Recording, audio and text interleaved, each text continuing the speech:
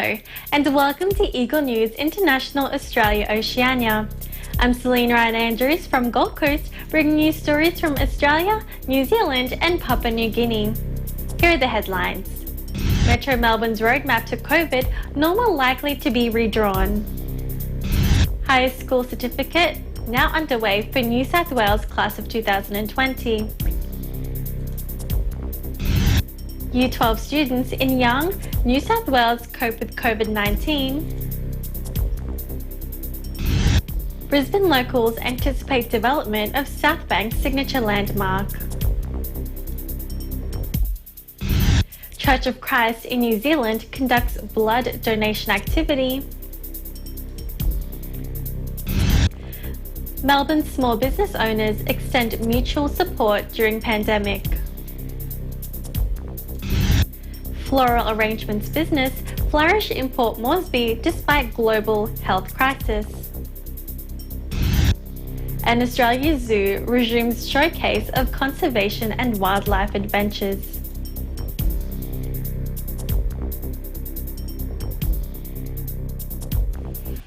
Let's start off with this week's latest COVID-19 updates for Australia. The state of Victoria is currently experiencing fluctuating cases of COVID-19, leading to ongoing discussions as to the state's hotspot status and the pressing question of when should quarantine conditions be lifted. Our Eagle News correspondent in Melbourne, Daryl Castijelos, will fill us with more details. On Sunday, October 18, Victorian Premier Daniel Andrews held a press conference following the ongoing monitoring of COVID-19 cases here in Metro Melbourne. As of Sunday, 2 new cases have been reported, with no new additional deaths. The 14-day trial for average daily cases in Melbourne now stands at 7.5. In terms of Melbourne's roadmap to COVID normal, Daniel Andrews have announced some changes regarding the ongoing restrictions being placed. Here are some of the changes. Starting on Monday, October 19, new changes in several restrictions in Metro Melbourne will take effect. Among these changes, the 5-kilometre limit for shopping and exercising have been extended to 25 kilometres, as the 2-hour limit for exercise and outdoor socializing has now been removed. A group of 10 people from 2 households will be allowed to gather and socialize together for as long as they want, while still following the social distancing required. Reopening for outdoor sports settings such as tennis courts, golf courses, and skate parks has also been announced, with outdoor swimming pools allowed to host up to 30 swimmers. Hairdressers are now also open, with strict safety protocols to be followed. More Victorian outdoor workers, namely outdoor maintenance and repair workers, pet groomers, and photographers, will also be able to go back to work. A face-to-face care for all allied health professionals currently operating will now resume. Gyms, however, won't be reopening because of its high-risk environment, as advised by Mr. Andrews.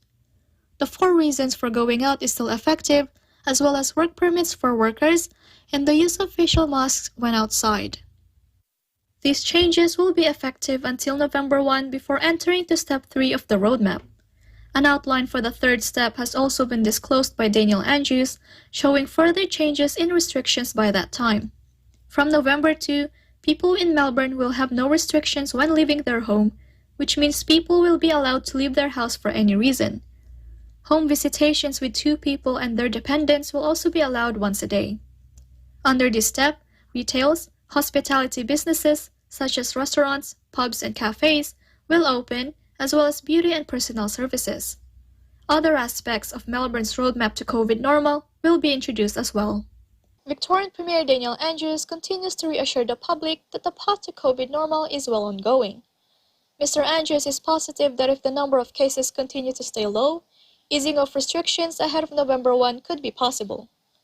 Despite the frustration and uneasiness the public may be feeling because of these restrictions, Daniel Andrews urges the Victorians to be more patient and optimistic of the city's slow but safe road to COVID normal.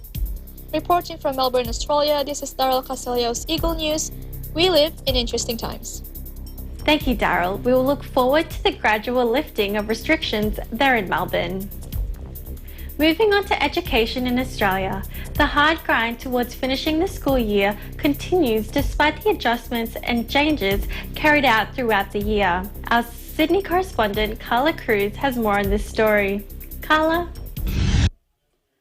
Ask any Year 12 student in New South Wales what they dread the most this year, and you can guarantee a large majority would say the higher school certificate, or HSC for short.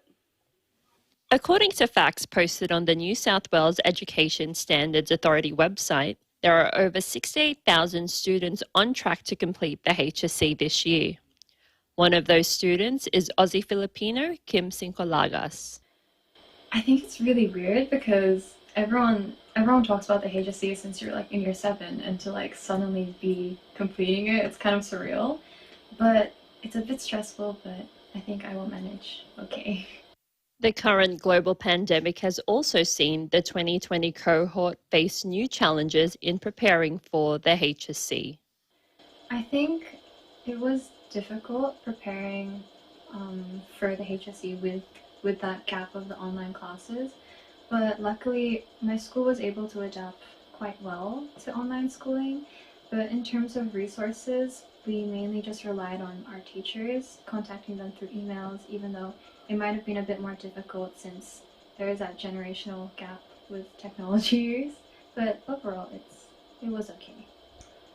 I think the pairing of COVID and HSC, it's just very isolating. So I think that it does feel very lonely, which I guess has affected my mental health a bit, but I'm still able to contact my friends pretty readily online. So overall, I'm well supported still. Just like any important exam, finding a study routine that works for you is essential. I don't think my study routine has been very consistent, but some common things I do. I like to write like a checklist at the very start of the day so I can like plan what I want to do for the day and break it up into really small tasks. And then I also really like doing flashcards to like help retain information. Kim has also learnt that speaking to your teachers for advice and taking breaks between studying has been invaluable. For study tips, I think definitely utilize your teachers. It's especially if you do a lot of essay subjects, it's really important to send in those practice essays and do a lot of past papers, which is what everyone says, but it's easy to forget that your teachers are your best friends here. Try not to procrastinate too much, especially in this cramming period. But even though stresses are high, I think it's really important to like take time for yourself and take breaks. I don't think it's necessary to study like really hard for hours straight. It's really important to pace yourself and just do what you can now that it's like the final leg of your HSC. The HSC often means having to sacrifice your social life temporarily, something Kim is looking forward to catching up on once exams are finally over.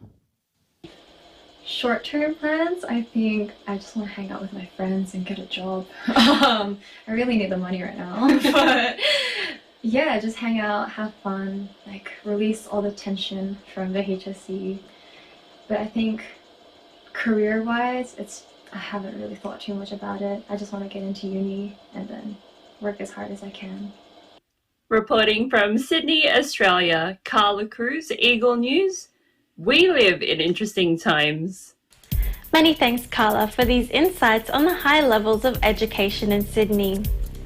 Still in Australia, the impact of COVID-19 on education has been profound as delivery of teaching has moved back and forth from online to in-person teaching. Online assessments and practicals underwent rapid development to keep up with the ever-changing lockdown conditions. Even award ceremonies are different as they are live-streamed for the families of the students. To hear more about the experience of grade 12 students in Young, New South Wales, we have Eagle News correspondent Jamie Tolentino. Jamie?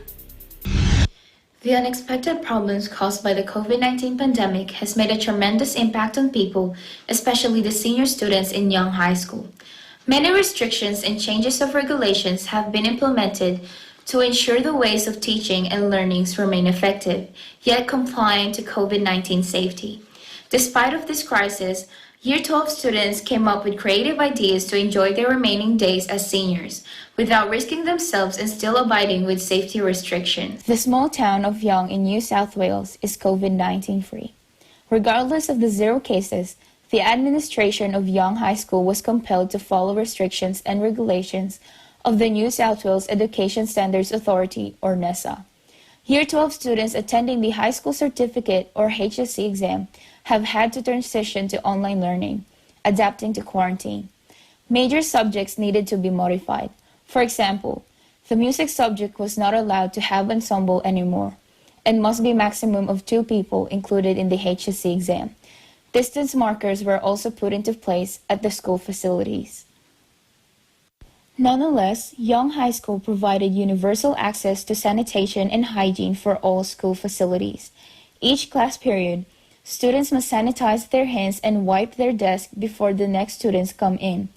As for the graduation of Year 12 students, they had to embrace this milestone a bit differently this year, naming it as Year 12 Assembly instead.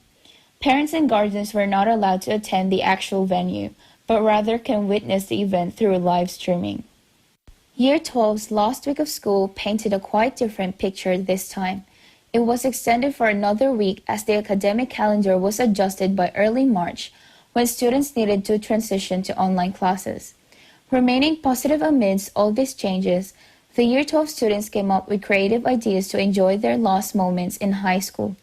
For the entire week, they have daily activities such as car wash or fundraising, trivia, playing volleyball and soccer, the Amazing Race School Edition, barbecue party, and dress-up themes. Despite the pandemic, special memories were still created for the students to cherish forever. For the Year 12 students, COVID-19 is not a hindrance at all to build great memories, fun experiences, and continue learning, as the school exerted huge efforts to innovate while keeping everyone healthy and safe, truly carrying out the motto of Young High School that says, "Through struggles to the stars." Reporting from Young, New South Wales, Jamie Tolentino, Eagle News. We live in interesting times. Thank you, Jamie. It is comforting to know that the youth there are still engaged in learning despite this year's unusual circumstances. In Queensland, the urban jungle of Brisbane continues to grow with plans for a new and exciting landmark underway. The potential development of Queen's Wharf in South Bank brings about hope for further elevation for the locals' living experience, increased employability, and improvement of the economy. Let's hear more from our Brisbane correspondent, Mia Macapagal. Mia? Here, in the south of the Brisbane River, lay South Bank Parklands, a public area that has been enjoyed for generations, where families can gather to hold celebrations and to utilise the facilities that are publicly offered. As COVID-19 restrictions have eased, many people are now being seen enjoying this precinct, all whilst anticipating the development of a potential landmark, Queen's Wharf. South Bank Parklands embodies 17 hectares of land. With this large mass area, there sure is plenty to do. The park offers an array of leisure activities. Free fitness classes, kids activities, and sightseeing tours are just few of many things to submerge yourself into. Public pools, picnic areas, and also free activities that are constantly being elevated. There are museums and art galleries for all the cultural enthusiasts. With world-class restaurants and riverside views, social gatherings are frequently held. There is something for everyone. COVID-19 has altered the Parklands business and movement, with business closures and limitations to their operations. Less people were visiting. Now, with the practice of social distancing, businesses are open, adhering to these restrictions. All in the midst of this pandemic, a new development is underway in hopes of building a potential landmark. Queen's Wharf will be a blend of lifestyle and leisure while simultaneously boosting the city's tourism status and economy. This precinct endeavours to offer employability to many locals, benefiting both the locals and tourists. The Queen's Wharf development will entail restaurants, retailers, and entertainment. The precinct will also be accessible to many as it will connect from the city to South Bank Parklands. This potential landmark already has locals buzzing with excitement. Queen's Wharf and South Bank Parklands will surely be enjoyed by future generations. From Brisbane, Australia, I'm Mia Mokapagal, Eagle News, and we live in interesting times. Thank you, Mia. We're all looking forward to see this exciting development. After the break, we will hear more about a blood donation activity by the Church of Christ members in New Zealand, providing support to their community. We'll also learn of Melbourne small business owners extending mutual support during this pandemic. Then, a story from Papua New Guinea is coming up, where a floral arrangement business is flourishing despite these challenging times. Plus, let's take a look at the wildlife and conservation adventures being offered by the very popular Australia Zoo. All these stories when Eagle News International Oceania returns. Stay with us.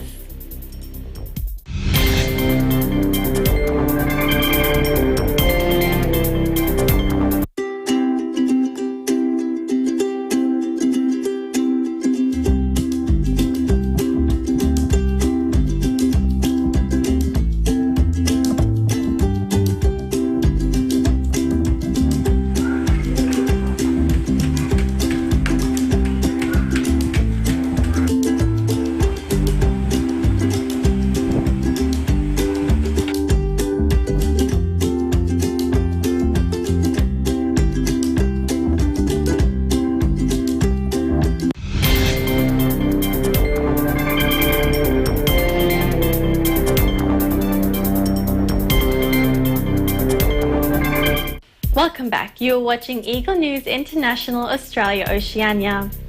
In New Zealand, members of the Church of Christ or Iglesia Ni Cristo in Taronga City have banded together to provide their support to the country's health service in blood donation activity. The humanitarian endeavour is another example of how communities are coming together in the face of many problems brought by the pandemic. Our correspondents Greg Bessa and Francisca Espiritu will take us there. Despite being successful in eliminating again the COVID-19 community infection, the New Zealand government has remained vigilant against any possible re-emergence of community outbreak. As the threat of pandemic persists, members of the Iglesia Ni Cristo Church of Christ in New Zealand have never stopped thinking and doing what is good for their communities. In particular, those members who are based in the cities of Invercargill and Tauranga have unselfishly donated blood upon considering its importance in saving lives, especially during pandemic. Strongly motivated by their faith to do good to others whenever they possibly can, members of the Iglesia Ni Cristo Church of Christ in Invercargill enthusiastically went to the Blood Donation Service Center in the city to participate in the blood donation activity upon believing that it may of a big help to those who need it most. According to the New Zealand Blood Service, the sole provider of blood products to hospitals in New Zealand, one donation can help save the lives of up to 3 people. It needs approximately 3,500 donations each and every week to meet hospital needs. Those who donated blood underwent the donation process, including their compliance with the eligibility criteria before personally submitting themselves on the actual day of blood donation.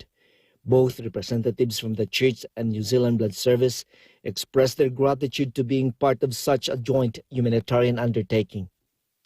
Our aim isn't only to help save lives, show our love and concern to our fellow men, but also to obey this specific commandment of God and unite with the church administration. From all the church officers and brethren in our congregation, we continue to promise to the church administration through the leadership of our beloved executive minister, Brother Eduardo V. Manalo, and to our Almighty God, that we will never stop, but rather we will intensify our obedience to all the commands of our Almighty God, one of which is to love our fellow man.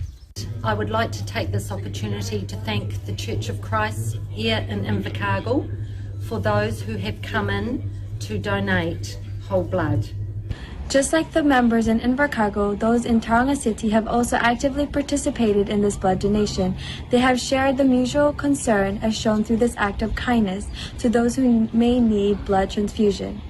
Many members from the congregation of Taronga enthusiastically participated in donating blood.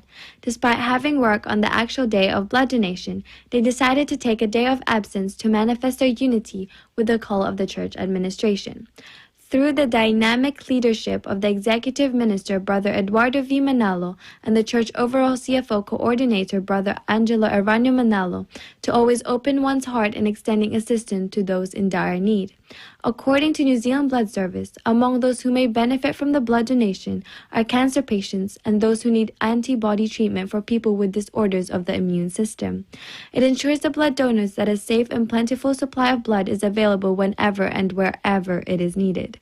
As they underwent the blood donation procedures, participating members of the congregation expressed their contentment and happiness to being part of such unselfish endeavor. Sa ganitong paraan, nakakatulong tayo sa mamamayan kung saang bansa tayo naroon at sa iba pang tao na posible or mga ngailangan ng ating na donasyon.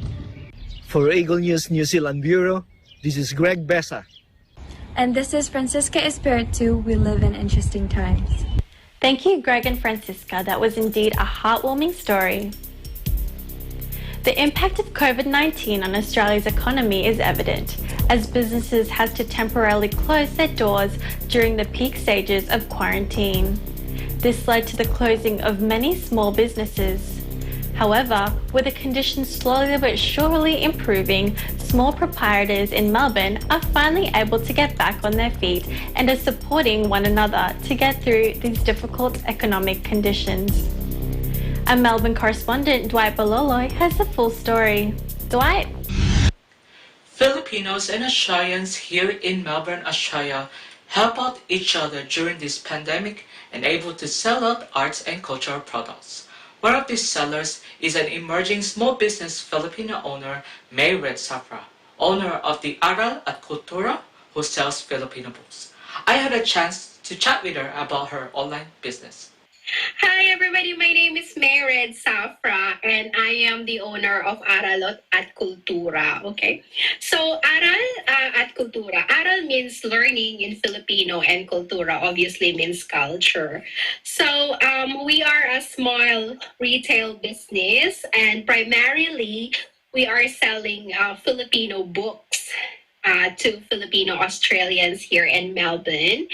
And then eventually, we also decided to cater some merchandise such as t-shirts and other souvenir items. And then as we are progressing, we also started to collaborate with some, Australian small enterprises and artists. So those are the kinds of products that we have.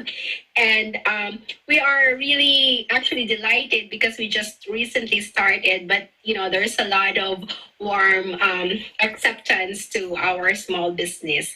Our products are all ethically sourced, and it's very important to us that we are in partnership with small business that have ethical practices. It's really, really important to us. We have to accept that also Australian small businesses are actually suffering.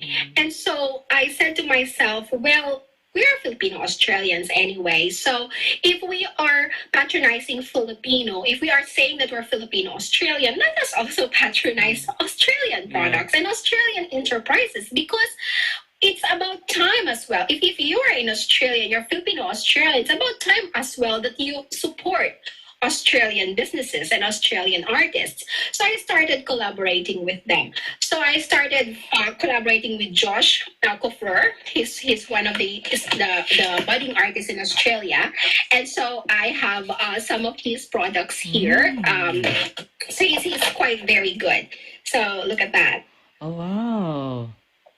Yeah, so I world class really. Yeah. So I said yes. I'm so happy to share your products with the Filipino community. He was really happy. It was really quite happy with my decision. So I said, yes, I'm gonna showcase your product. I don't mind helping because we're all helping each other. May Safra also aims to help educate Filipinos here in Australia to continue holding on to their Filipino roots and never forget where they came from by selling Filipino books and merchandise items. I'm a language teacher, so my full-time job is to teach English. But then I realized also that teaching Filipino is very important. And so I started doing volunteer as a Filipino teacher. But then I realized that Filipino children cannot really enhance their language because there's a lack of resources. Okay, so I check out all the libraries. Actually, to be honest, there are only 2 libraries in all over Victoria that has Filipino material. Okay, so I said, what happened? So how are these Filipino Australian kids, would be able to enhance their Filipino knowledge as well as their culture, understanding of culture, if they don't have any materials to study or to explore or to enjoy? Right. So I said to myself, well, perhaps this is a good opportunity for me. I would want to bring in Filipino books to Australia. Florante Laura, Ibong Adarna, or Noni Metangere. It is from our great authors, really, really great writers of their time. And it gives us a glimpse of our history. It gives you how was life back in those days. It doesn't only build your sense of nationalism or patriotism, but also it gives you a better understanding of how life, back then. And at the same time, it gives you a better sense of identity. Indeed, love for the community is still in high spirits, shown by Filipinos and Australians here in this part of the world. People are able to help out each other no matter what race they come from, and even share cultural insights about each other. From Melbourne, Australia, this is Dwight Albert Paloloy, Ego News. We live in interesting times.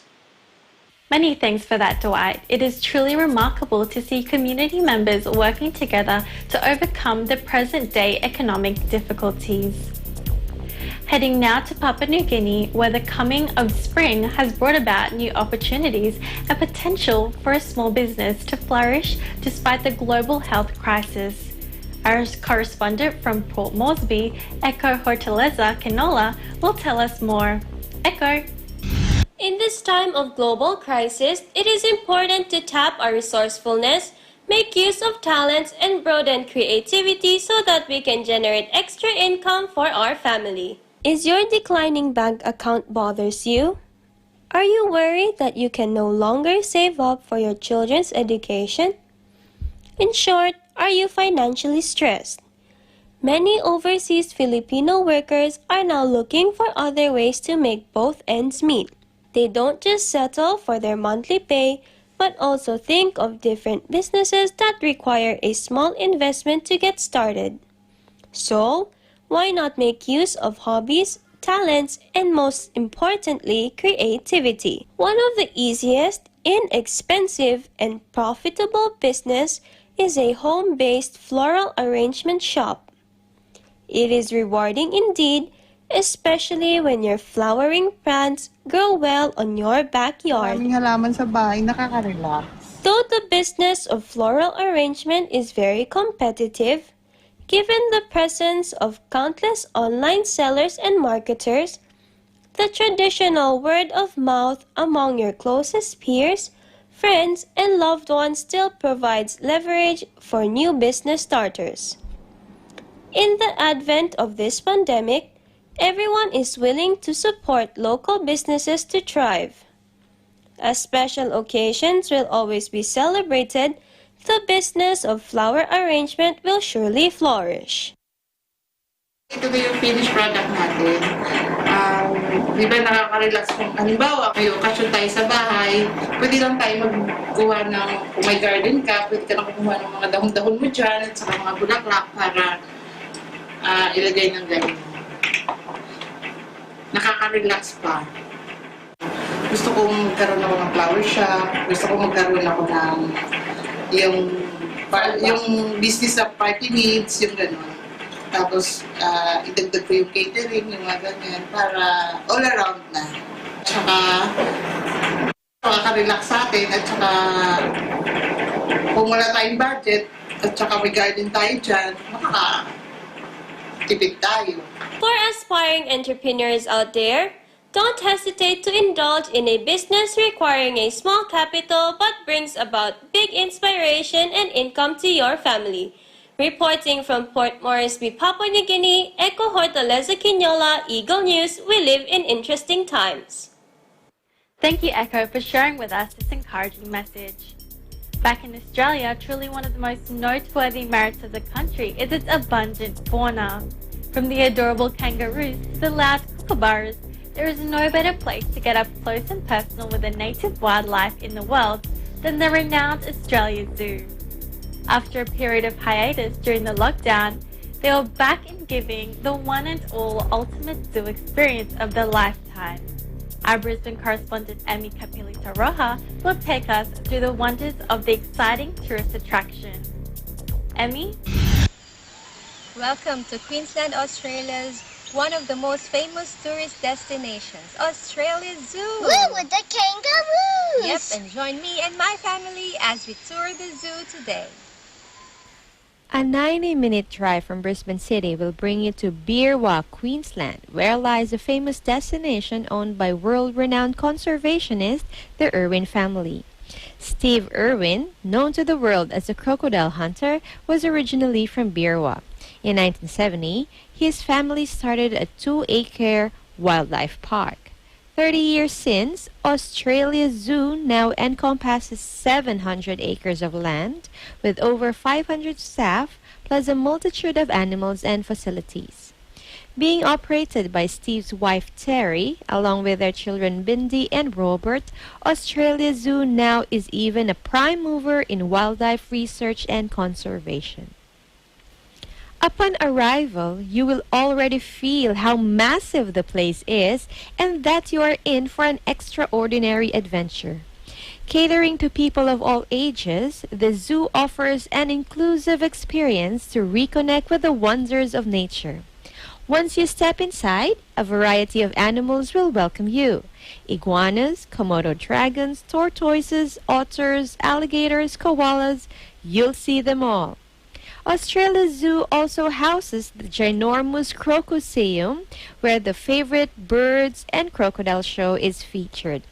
Lucky for us at that time, Terry and Robert hosted the show with Bluey, the giant crocodile showing his antics.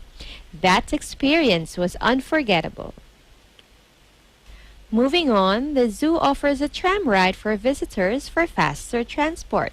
As COVID-19 safety measures have been put into place, tram rides from the entrance go straight to the farthest part of the zoo, Africa, and back to the first station, with no more stops in between.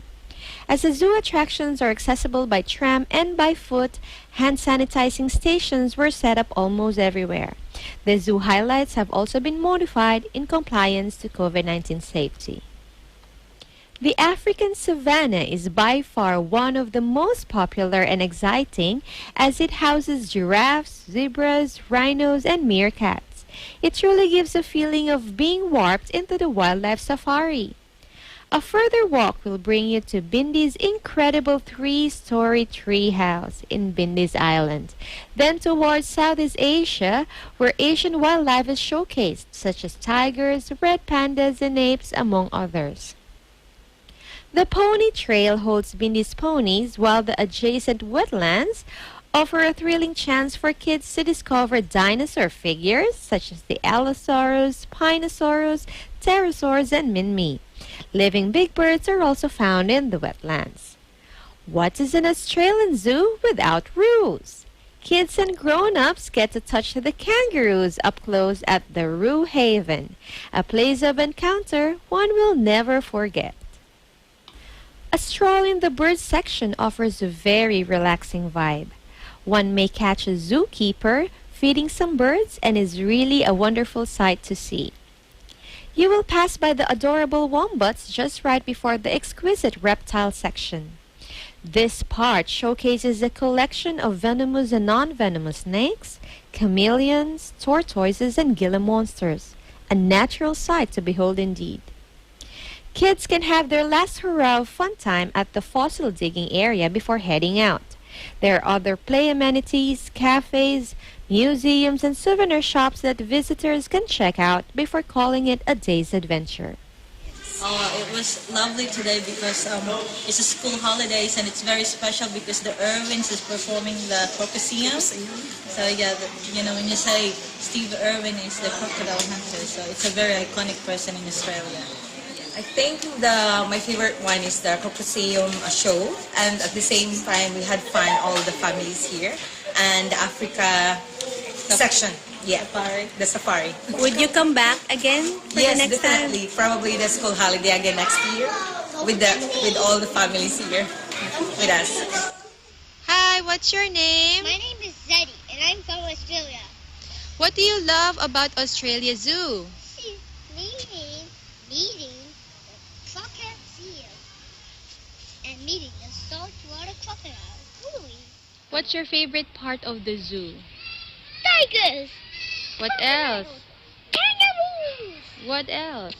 And the crocodile. Australia Zoo continues to move towards being the ultimate global zoological destination with ongoing conservation projects and crocodile research, promoting education and supporting wildlife warriors to make its vision a reality.